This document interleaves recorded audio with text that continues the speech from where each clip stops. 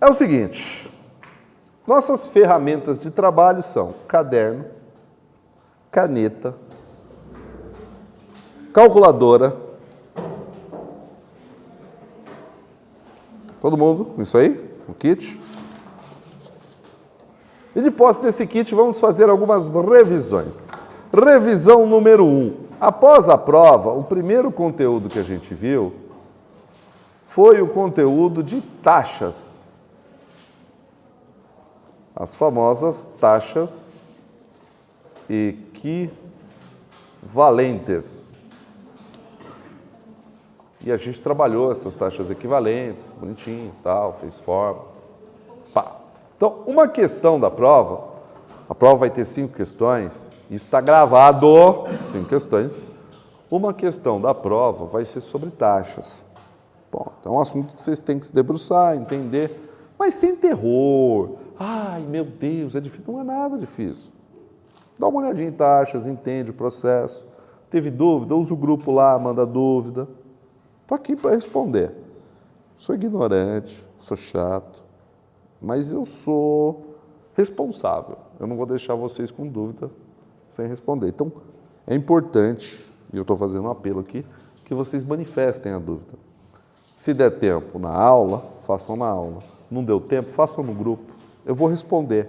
Eu estou esperando dúvida de vocês. Isso vai enriquecer o processo.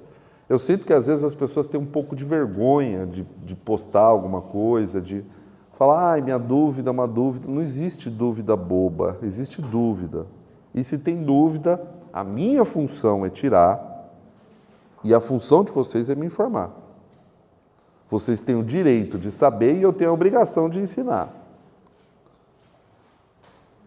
Isso tem que ficar claro. Mas vocês têm uma obrigação de me informar quando vocês tiverem dúvida. E eu estou tentando mudar a forma de estímulo para que isso apareça.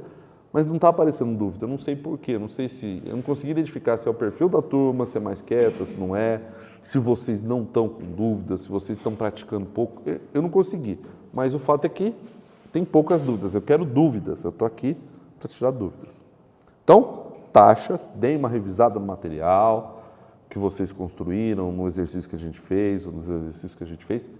Entendam como passar uma taxa de um período para outro no regime composto, que não é simplesmente dividir ou multiplicar. Foi um assunto que a gente trabalhou. O segundo assunto que a gente vai fazer são as operações de desconto.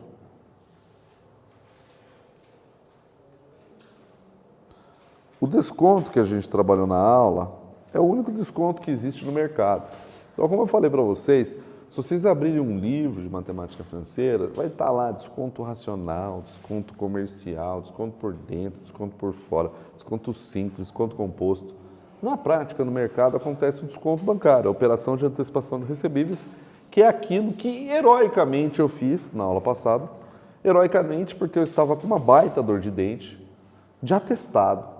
Mas Douglas Ribeiro veio heroicamente passar o conteúdo para vocês. Vocês foram embora mais cedo um pouquinho, mas eu resisti. E eu só vim porque aquele assunto era fácil e dava, mesmo cambaleante, de passar para vocês. A minha pergunta é, vocês entenderam como que calcula o desconto, como que calcula valor descontado e como que chega na taxa de juros? Que são as 3 coisas que eu vou cobrar. Isso é 20% da prova, isso é uma questão também. Vai cair uma questão daquele jeito. Aquilo ali não tem o que complicar, porque não é complicado. A operação de desconto é uma operação que foi desenhada por um tipo de tomador de recurso que não passou por esse banco aqui que vocês estão passando, que nem sabe o que é matemática financeira necessariamente. É uma conta de padaria, é uma conta de vezes. A gente vai pegar o valor do duplicata, vai pegar o valor da taxa de desconto, o tempo que a gente vai antecipar, juntar tudo, multiplicar e chegar num valor que vai ficar com o banco. E esse valor que vai ficar com o banco vai ser descontado do valor de face, do valor nominal, vai gerar o valor que vai ficar com vocês. Um é valor presente, outro é valor futuro e dá para achar a taxa. Não tem o que complicar nisso aí. Mas mesmo não tendo o que complicar, eu pergunto. Ficou alguma dúvida nesse assunto? Morreu? Tranquilo? Se eu der uma questão parecida, vocês mudando números, nomes, obviamente, das pessoas envolvidas, mas vocês conseguem responder, certo? Mesmo assim, revisem. Obrigado, gente. Valeu. Isso aí. Obrigado. E agora a gente vai entrar no assunto que vai nos levar até o último dia de aula, que vai gerar as 3 questões adicionais, são 5 questões, que é a parte de equivalência de capitais. Equivalência de capitais. E eu vou começar esse processo de equivalência de capitais com um exemplo. Só que diferente do que eu fiz na última aula, que foi deixar vocês resolver, eu vou resolver junto com vocês. Então eu vou passar uma situação, vou digitar uma situação. Esse ditado agora vai ficar gravado também, se quem não conseguir copiar aqui, depois vai conseguir copiar. E aí a gente vai trabalhar em cima disso, tá bom? Vocês estão confortáveis, tranquilo? Podem escrever? Beleza? Posso? Vamos lá. Nicole das Trufas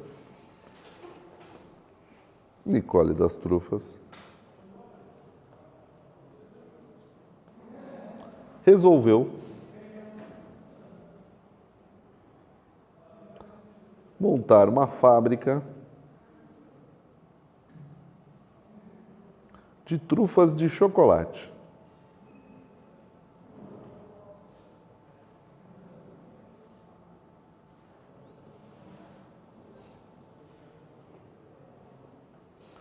E para isso,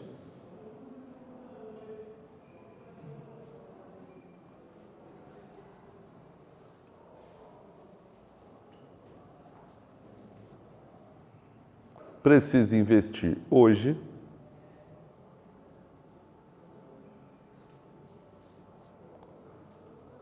R$ 100.000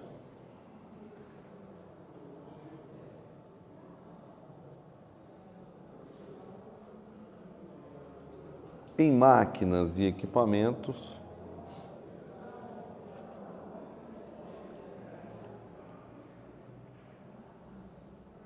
necessários para a produção das trufas.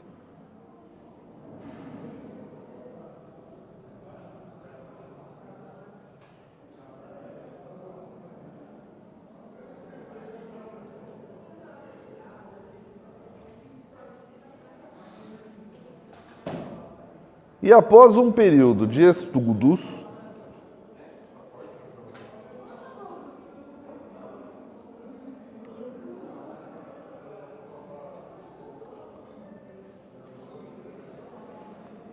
resolveu chamar para compor sua equipe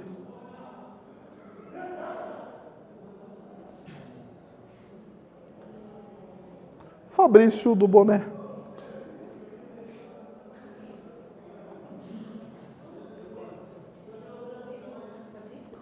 Do Boné.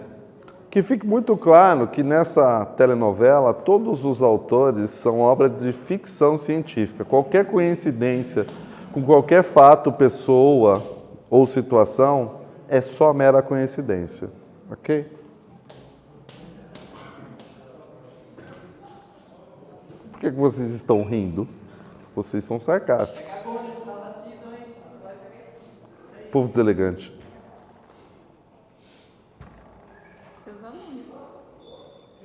Nossa, que coisa.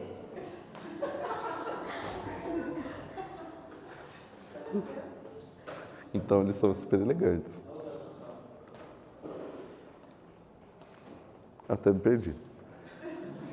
E Fabrício do Boné ficou responsável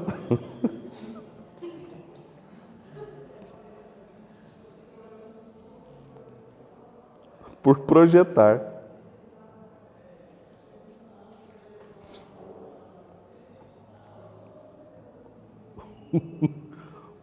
o lucro líquido. O conceito de lucro líquido, vocês sabem qual é? Só fazendo um adendo aqui. É a diferença entre tudo que você pretende faturar contra tudo que você pretende gastar, certo? Livre, sobrou livre. Responsável por projetar o lucro líquido para os 5 anos de vida útil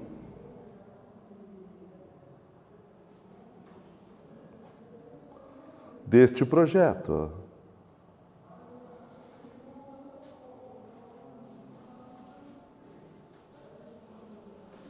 E após um árduo trabalho,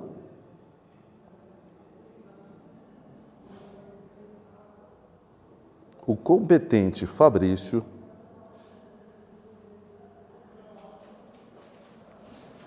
estimou os seguintes retornos. 2 pontos.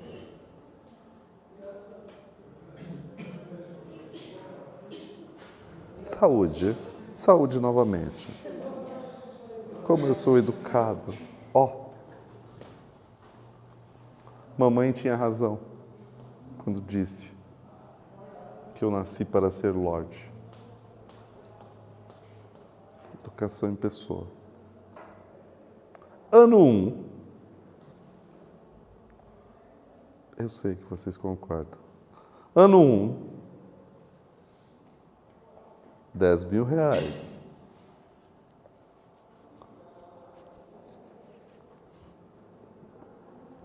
Ano 2.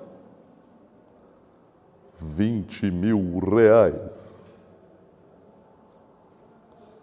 Ano 3. 30.000 reais. Ano 4. 40.000 reais.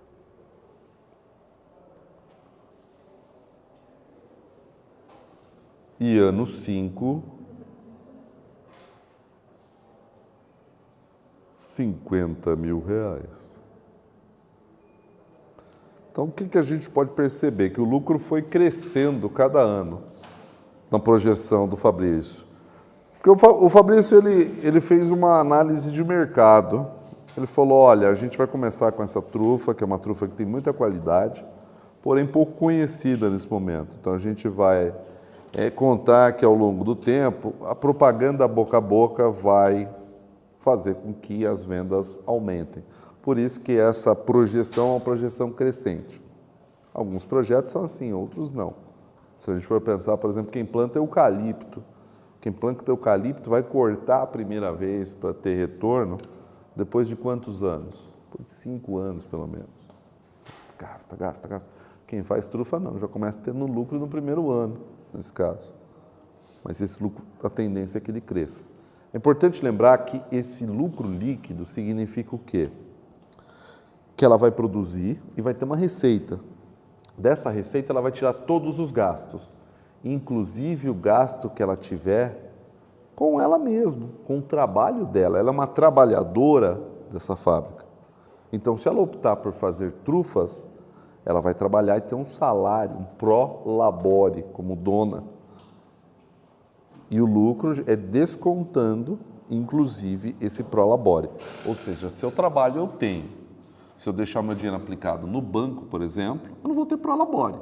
Eu só vou ter retorno, mas não tem pró-labore. Se eu fizer trufa, eu vou ter salário e o lucro é meu também, nesse caso. Certo? Está claro isso para vocês? Muito bem. Continuando o enunciado. Entretanto, Fabrício do Boné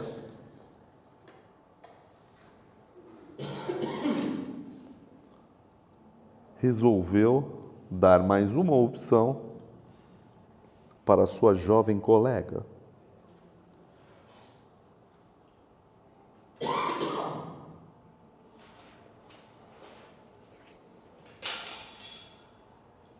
E descobriu junto aos bancos comerciais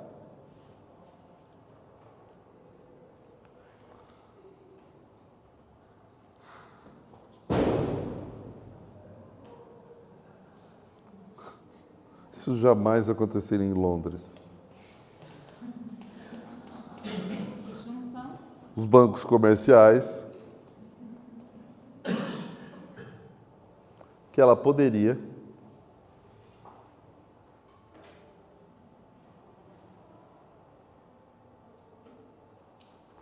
aplicar hoje uma determinada quantia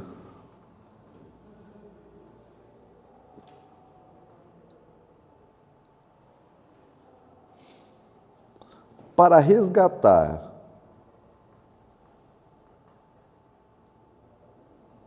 R$ 10.000 após um ano,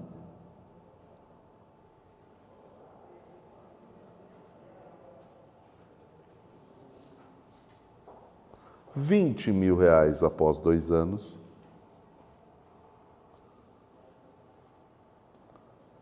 R$ 30.000 após 3, R$ 40.000 após 4 e R$ 50.000 no quinto e último ano, zerando sua conta.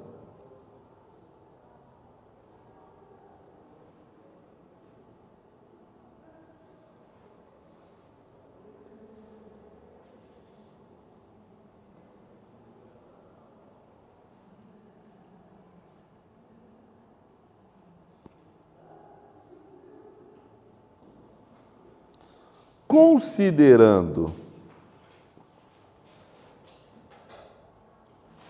que o banco oferece uma taxa fixa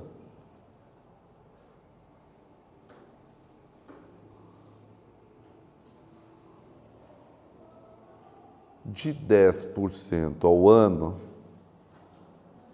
para seus recursos aplicados,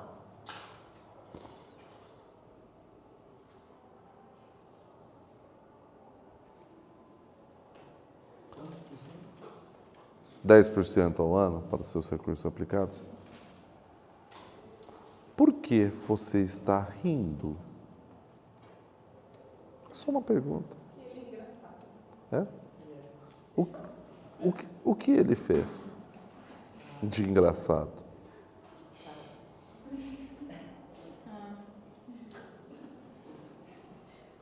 É uma piada interna isso aqui. É? Eu vou descobrir. Eu também. Eu vou descobrir, viu? Eu vou descobrir. E se for da minha pessoa, eu vou rir junto com vocês. É. Não tem problema. É. Eu acho que a gente deveria rir juntos. Só acho. Só acho, sim. Depois a gente desligando aqui em off, né? Câmera. Tá gravando agora, né? Vocês estão quietinhos hoje, não estão? Por que vocês estão quietinhos? Vocês são quietinhos? Item A.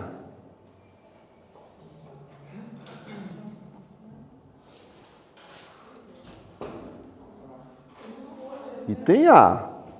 A. A de amor. O sentimento mais nobre que o ser humano pode expressar. Razão pela qual nós vivemos e estamos nesse planeta, simplesmente para amar. Amar dinheiro, amar mercado. Não, amar as pessoas, como se não houvesse amanhã. Não é, porque o amor é um sentimento de via única. Nós não devemos colocar a condição, qualquer que ela seja, para que amemos. Pois é fácil amar quem nos ama. Da onde você tirou isso? Isso eu tirei da experiência da minha vida. Nós devemos amar a todos da mesma forma. É verdade. Você acredita nisso? Então isso é bom. Isso é bom. Mas você põe em prática? A gente tenta, a gente está aqui para isso, na verdade. Esse mundo é um mundo que a gente constantemente tenta. Às vezes a gente não consegue. Não é verdade, Fabrício? Você ri muito. Você ri muito. Quanto deveria ser aplicado no banco hoje? Quanto deveria ser aplicado no banco hoje?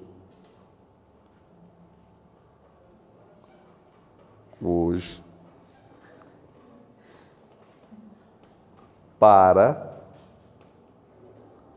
que a Nicole conseguisse os resgates mencionados. Não podemos ter preconceito linguístico, segundo o nosso amado mestre, professor Luzimar, a quem vai aqui a minha profunda homenagem, meu respeito ao meu amigo Luzimar, professor.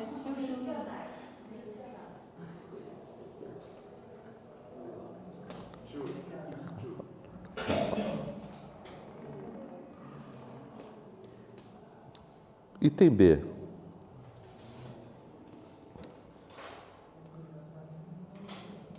Conclua,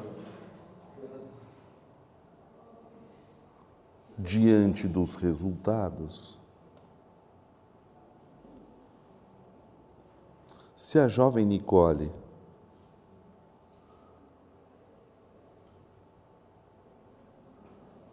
fará melhor negócio para ela,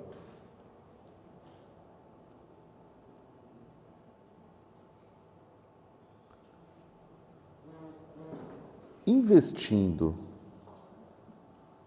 na fábrica de trufas ou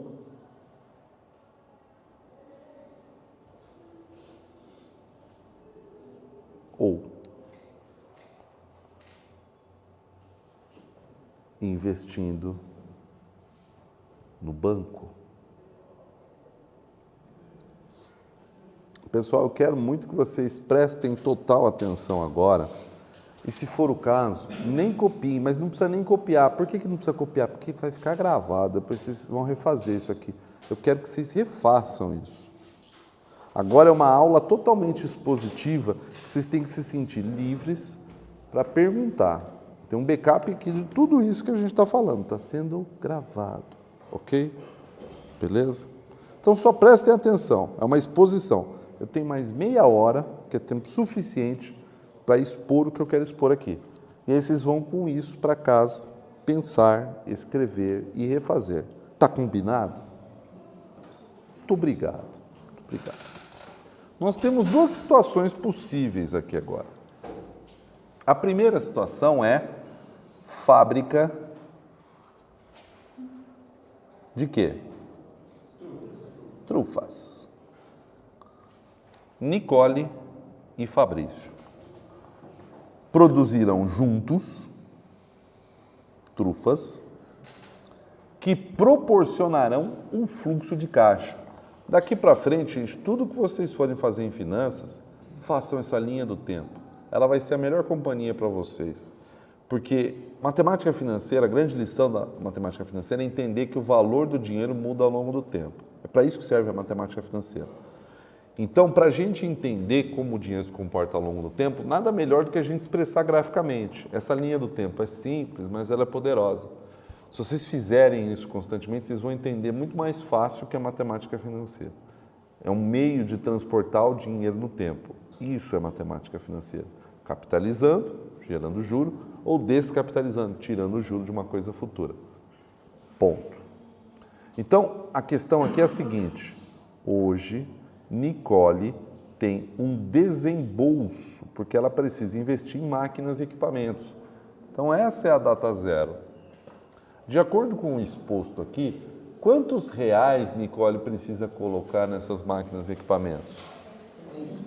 100 mil. Ela vai pedir lá na Caixa Econômica Federal, com o nosso amigo Palestrino, que já tem os contatos, 100 mil reais para um programa específico para a fantástica fábrica de chocolates. E ela vai conseguir uma linha de financiamento especial, com taxa de juros, ó, campeã. Não é mesmo, Palmeirense? Então tá tudo certo. Depois disso, ela vai trabalhar. Também vai colocar o Fabrício para trabalhar, afinal de contas. Né? Obrigado. E durante 5 anos, eles vão colher os frutos desse trabalho. Lembrando que esses frutos podem ser expressos em dinheiro. E esse dinheiro que a gente vai colocar aqui é o que sobra livre para eles no final de cada ano. Então, no primeiro ano, Fabrício já projetou. Vai pagar todas as nossas contas e vai sobrar 10 mil. Segundo ano, vai melhorar, vai sobrar quanto? Tá feio, não gostei, foi muito ofensivo esse post. Obrigado. Olha, eu não sujo minhas mãos. 20 mil. Terceiro ano, 30 mil. Quarto ano, 40 mil. Quinto ano, 50 mil. Ou seja, se ela fizer trufa, essa é a previsão de fluxo de caixa dela, tendo saída hoje e entrada nos próximos 5 anos. Isso é o que ela vai ganhar e gastar de dinheiro fazendo trufa, certo? Só que a fantástica fábrica de trufas não é a única opção que ela tem. Ela também pode virar uma capitalista. Nicole capitalista. Nicole capitalista precisa colocar hoje no banco uma grana, porque ela não vai fazer trufa, ela vai viver de grana. E ela vai colocar uma grana hoje, que eu não sei quanto que é. Não sei quanto que é essa grana, mas a gente tem que saber. Mas ela sabe quanto ela quer resgatar cada ano, não sabe? Ela quer resgatar 10 mil depois de um ano, 20 mil depois de 2 anos, 30 mil depois de 3, 40 mil depois de 4 anos e 50 mil depois de 5 anos. Não é isso? Isso é o que ela quer.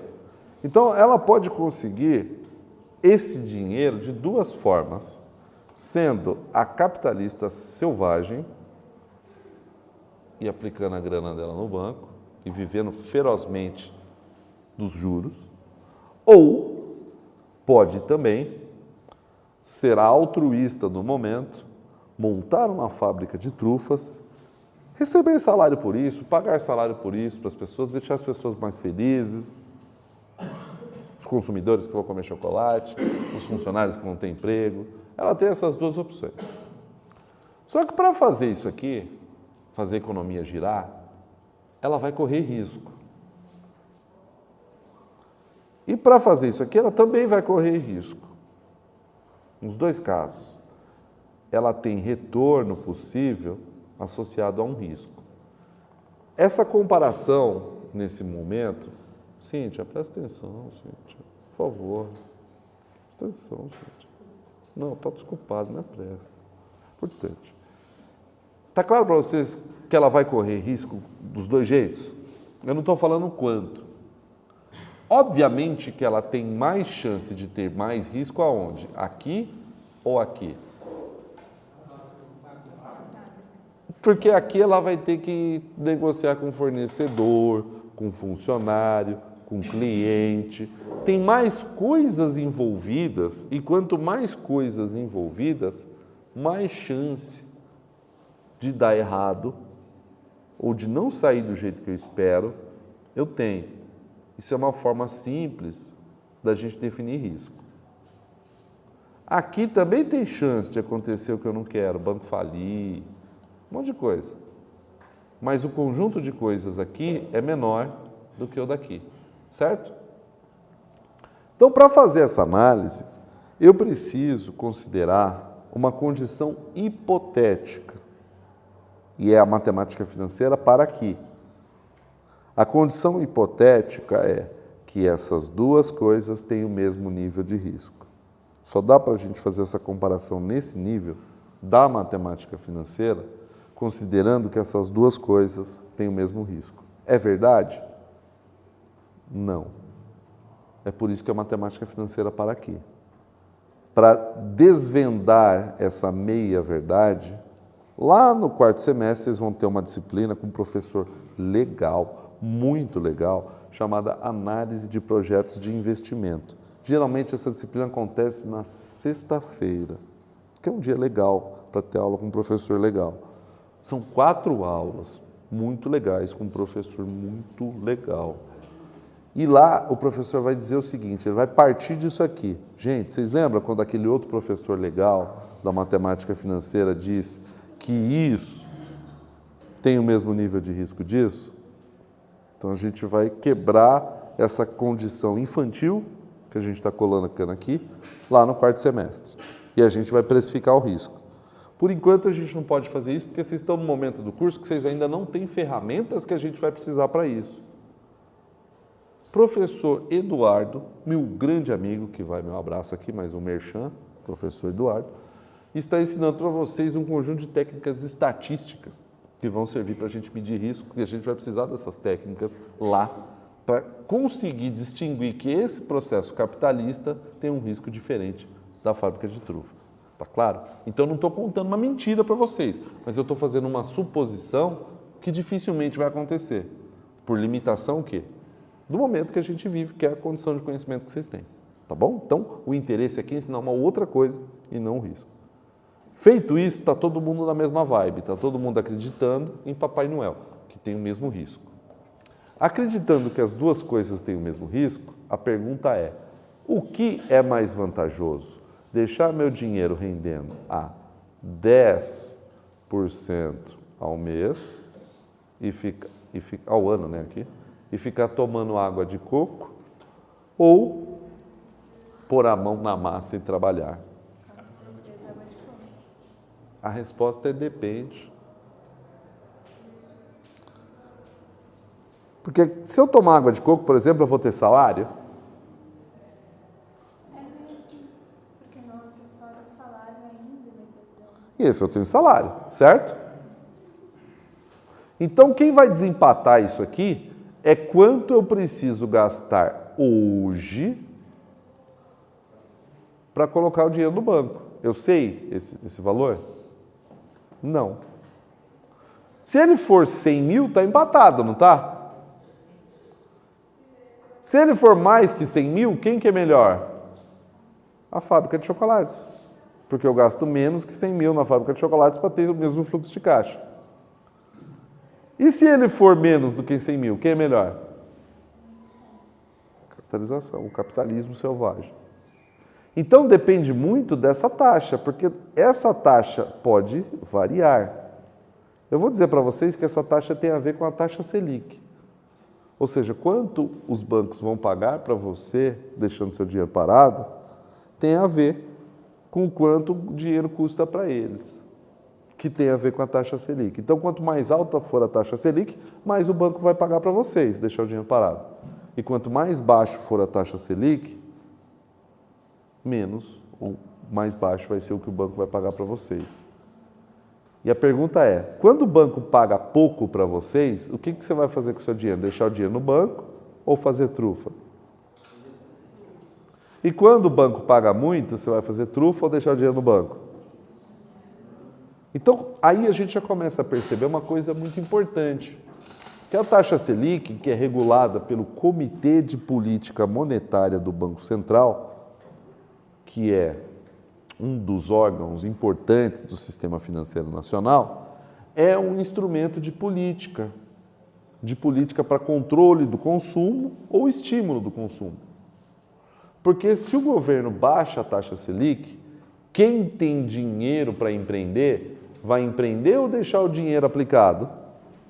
Vai empreender. E com a taxa mais baixa, as pessoas vão se sentir mais à vontade para tomar dinheiro emprestado para consumir. Certo? Então, a taxa Selic mais baixa é favorável a um crescimento econômico. Porque quem tem dinheiro, bastante dinheiro, vai falar, não vou deixar bastante dinheiro parado com o governo, com o banco. Eu vou colocar esse dinheiro para produzir as coisas, porque eu quero vender coisas, porque as pessoas têm uma taxa de juros baixa para tomar dinheiro emprestado e comprar essas coisas. Perceberam esse raciocínio? Perguntando, isso acontece por milagre, né? Não. Não tem milagre. Não. Qual que é, o que sustenta essa cadeia? Que cadeia? Da taxa Selic? Não é uma cadeia, é uma faca de dois gumes. Por quê? Vamos pensar que o governo abaixe essa taxa, é bom para a sociedade, não é? Mas o que é essa taxa na essência? Ela é a taxa de juros que o governo paga para quem empresta dinheiro para ele. As pessoas podem emprestar dinheiro para o governo? Podem. Por quê? Porque o governo é um ente como as famílias, por exemplo, como as pessoas. Ele é um agente econômico, ele é um ente econômico. Ele vive de receitas e tem despesas. Por que ele tem despesas? Porque o Estado é responsável, pelas nossas leis, por garantir saúde, segurança, habitação, transporte, educação, uma porrada de coisa. Ele é responsável por isso. Então, ele tem que fazer serviços nessas áreas, ele tem que oferecer para o cidadão. Para oferecer, ele tem gasto. Para ele ter gasto, ele precisa ter o quê? Receita. Quais são as fontes de receita do Estado em todas as suas esferas? Município, Estado e União. Tributos. Tributos podem ser, juridicamente falando, impostos, taxas ou contribuições de melhoria. São as 3 formas legais que o governo tem, a grosso modo, para obter receita. Acontece que no Brasil o governo arrecada pouco e faz muito. Então, às vezes, falta dinheiro, assim como para a gente. Às vezes a gente ganha pouco e faz muito, não é isso? Quando falta dinheiro para a gente toma dinheiro emprestado, não toma? Ou da família, ou do banco, agiota, de alguém. E o governo? Ele toma emprestado de quem quiser emprestar para ele. Então, o que ele faz? Ele faz títulos, como se fossem cheques predatados, e lança esses títulos públicos. Esses títulos são, olha, me dê dinheiro hoje, que eu vou te pagar esse dinheiro que você me deu, mais um juro daqui a 2 anos, 3 anos, 4 anos, 5 anos, 15 anos, 20 anos, 30 anos, que são os títulos públicos. Então, são títulos da dívida pública do governo. O governo precisa desse dinheiro para fechar a conta, para fechar o orçamento. Se ele pagar pouco, menos pessoas vão emprestar dinheiro para ele. Então, o que ele faz?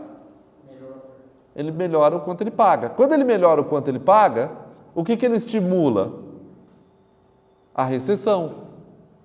Porque o empresário vai falar, não vou produzir, não, vou emprestar dinheiro para ele, sou louco.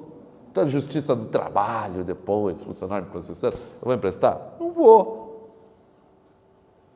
Por outro lado, quem consome vai falar o quê? Puxa, eu consumo a crédito, o crédito está caro, eu não posso tomar dinheiro emprestado, eu não vou consumir. E a economia encolhe. Sacou o drama? Então, é uma faca de 2 gumes. Não tem milagre. É uma decisão muito importante. As pessoas que tomam a decisão sobre o Copom, né, sobre a taxa de juros, a Selic, que é Sistema Especial de Liquidação e Custódia dos títulos públicos, são pessoas altamente capacitadas, mas são muito capacitadas mesmo. O corpo técnico do Banco Central, equipe fantástica.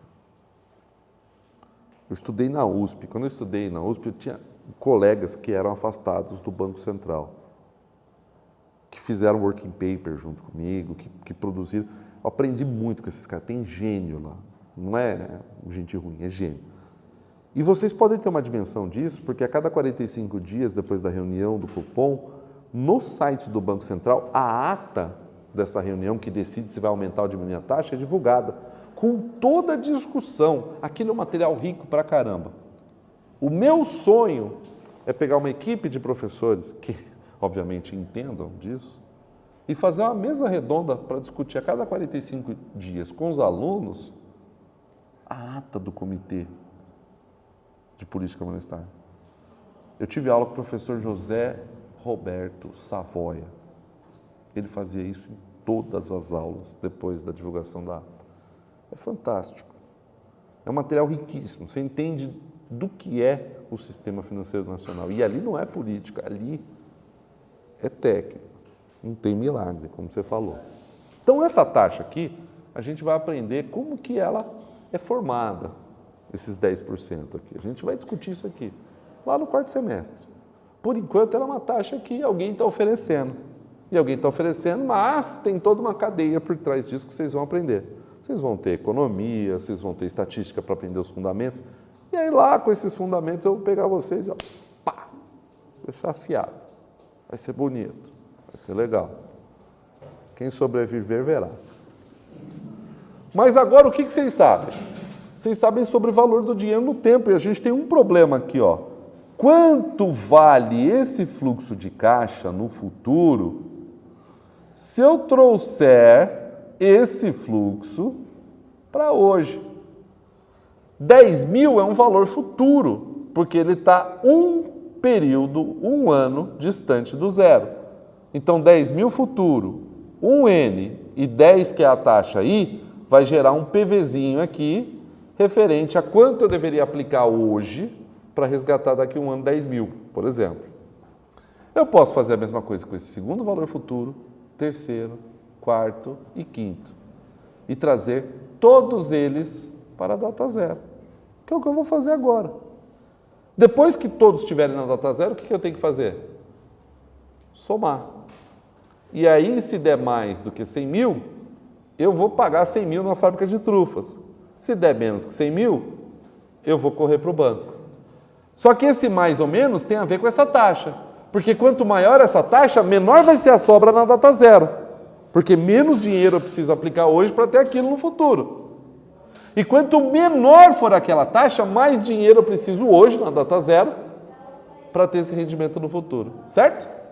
Então, essa taxa aqui é que vai dizer quanto eu tenho que aplicar hoje para resgatar a mesma coisa que eu resgataria com trufas. O que eu posso adiantar é que quanto maior ela for, maior vai ser a mordida em cada pedaço desse e menos vai sobrar na data zero. Entenderam esse raciocínio? 10% aqui vai dar uma mordida, não vai? Então, eu preciso menos do que 10 mil hoje para gerar 10 mil daqui a um ano. Certo? Se for 10%, vai ser um valor hoje. Se for 20%, vai ser um outro valor, menor do que seria se eu tivesse que colocar a 10%. Certo? Entenderam esse raciocínio? Então, quanto maior essa taxa, menor é o que eu tenho que colocar hoje no banco para conseguir a mesma coisa no futuro. Tá claro? Mesmo? Beleza? É simples o raciocínio. Quanto mais o banco pagar, mais atrativo é colocar o dinheiro no banco.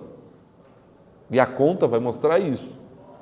E quanto menos o banco pagar, menos atrativo vai ser o banco.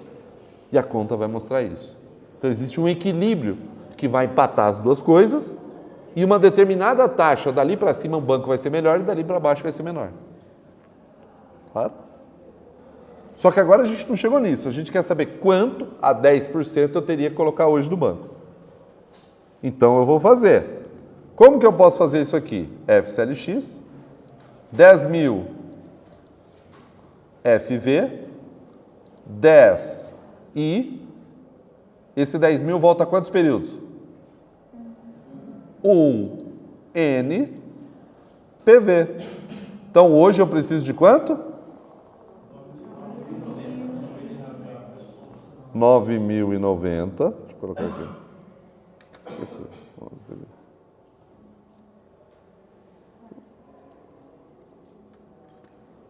Tá ruim. Deu ruim. Deu ruim. Por quê? Voltou. 9.090,91. Eu vou guardar isso aqui na memória 1. STO1. E vou apertar só CLX. Então a memória 1 guardou esse valor, certo? Agora eu vou fazer quem? O 2. 20.000 FV. Quantos períodos volta o 20.000? 2N. Qual que é a taxa? 10 I PV. Quanto que é?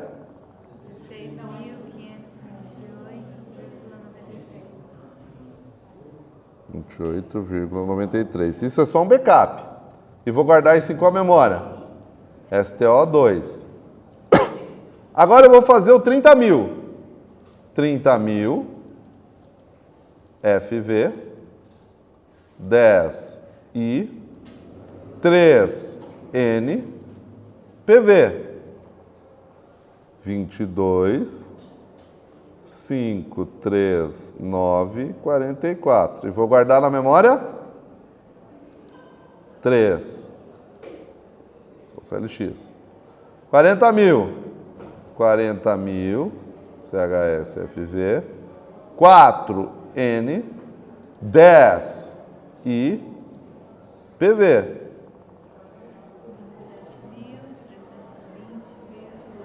17.320,54. E vou guardar na memória 4.